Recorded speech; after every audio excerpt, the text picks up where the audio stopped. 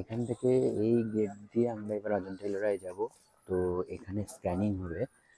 এই হচ্ছে একটা স্ক্যানে মেট্রো টিকিটের মতন একটা দিয়েছে, এটা দিকে আমরা স্ক্যান করব, স্ক্যান করে আমরা ওই পেছন দিকে যাব।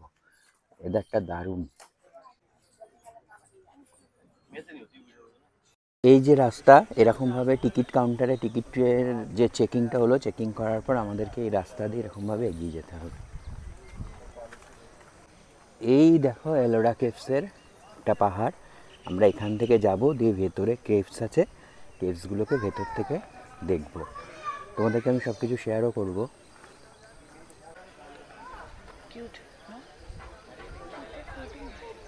তো এই টোটালটাই হচ্ছে এলোরা কেভ এরিয়া।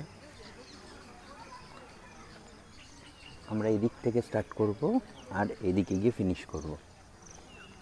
বন্ধুরা, এখানে টোটাল 34 কেভস আছে। 34 কেভসের মধ্যে 1 থেকে 12 হচ্ছে বুদ্ধিস্ট, 13 থেকে 17টা, মানে 13র পর থেকে 27 অবধি আছে হচ্ছে হিন্দুইজম, আর তারপর থেকে আরও 7টা যেটা আছে সেটা হচ্ছে জৈন।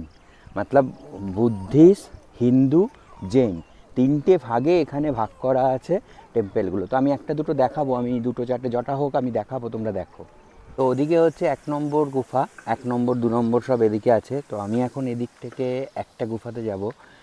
এটা হচ্ছে 10 নম্বর গুফা। গৌতম বুদ্ধর কিছু স্ট্যাচু বা এরকম কিছু আছে। ওপরে দেখতে পাচ্ছ তোমরা অনেকগুলো ডিজাইন করা আছে। ওই ডিজাইনটা আমি একটু তোমাদেরকে জুম করে দেখাই। ডিজাইনটাতে দেখো ছোট ছোট ছোট ছোট ফ্যামিলি, মানে কাপল টাইপেরই করা আছে, বাবা মা ছেলে দুটো এরকম। তো মানে প্রথম থেকেই এটা ভাবা হয়েছিল যে ছোট family is a happy family, সেই জন্য এরকমভাবে করা হয়েছিল। আর এই টোটাল যে জিনিসগুলো আমরা দেখতে পাচ্ছি সব পাথর কেটে, পাথরের ডিজাইন করে এগুলো বানানো আছে। তো আমি এখন এইটাই ভিজিট করব, দেখাবো তোমাদেরকে। আমি সামনে থেকে তোমাদেরকে দেখাই। এই হচ্ছে কেভটা, পুরো ওপর থেকে ডিজাইন, পুরো পাথর কেটে কেটে ডিজাইন বানিয়েছে। তো ভেতরে যেহেতু মন্দির আছে সেই জন্য আমাদের জুতো খুলে ভেতরে ঢুকতে হবে। তো ভেতরে একটা বুদ্ধর সুন্দর মূর্তি আছে, দেখতেই পাচ্ছ তোমরা। এলোরা কেভসের কৈলাস পর্বত, ভেতরে একটা কৈলাস পর্বত টাইপের করা আছে, অনেক কিছু আর্টিকেল ডিজাইন করা আছে।